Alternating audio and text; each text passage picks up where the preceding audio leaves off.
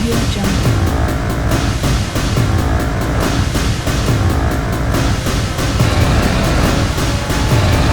Audio Jungle. Assalamualaikum warahmatullahi wabarakatuh. Today, I will present about the legal system in Malaysia. The first question is explain how law is made in Malaysia. Parliament's law are known as statutes or acts.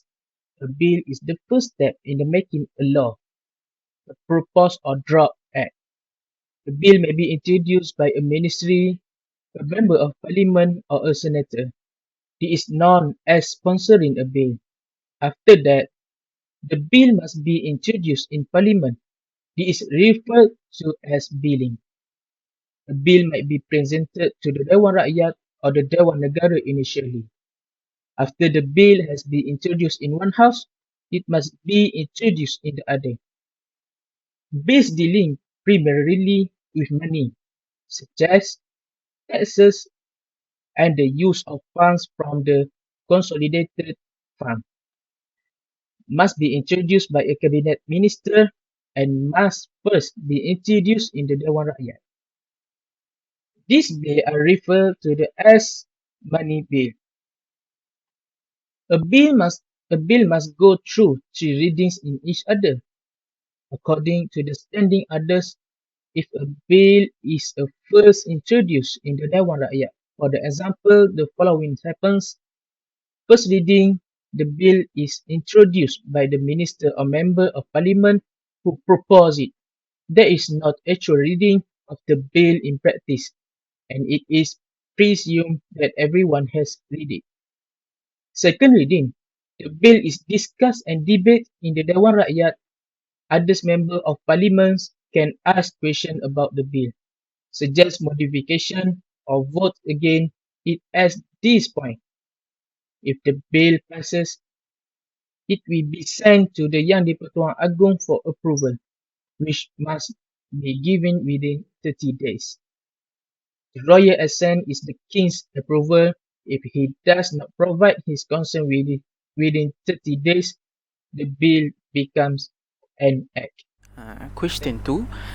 Explain the issue of proposed amendment to the Acts 355 and state your opinion.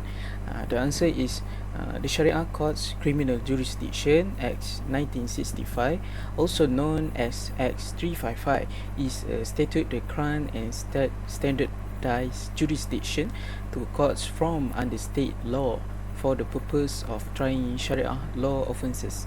In topic relating to Islamic law, the Act intend to give and standardize sentences related competence to courts created under any state law.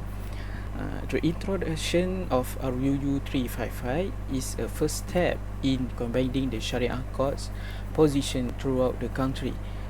The restriction on harshest punishment for major crimes stated in Clause 2 of Bill 355 not absolute and cannot be changed, but it is proposed to increase the limit in the future as the Sharia courts in this country are still in the process of improvement and the position of Islamic law is uneven among the federation state. There is the content of Acts 355, which state the short title of this act and state that the application of this acts is applicable throughout Malaysia.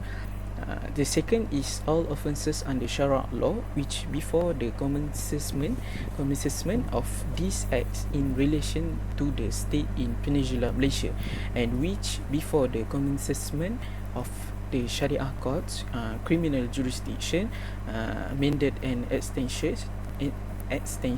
at 1986 in relation to the state of Sabah and Sarawak has been tried by any of the overseas courts shall be deemed to have been lawful tried as if the jurisdiction in respect thereof had been conferred on such courts by federal law. Act 355 should, in my opinion, be implemented in Malaysia. This is intended to strengthen the Sharia Court criminal jurisdiction at 1965, which previously limited Sharia courts to imposing only a maximum sentence of 3 years imprisonment, a maximum fine of Rm 5,000 and 6 stroke of the cane.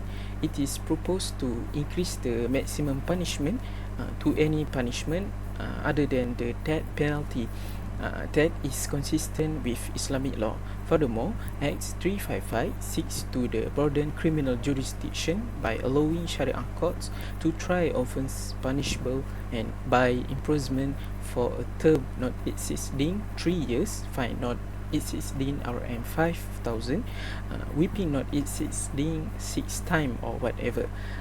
How does the merger differ from the power passed in the 1965, which was punishable by 6 months in prison or a fine of Rm 1,000 or above? Thank you.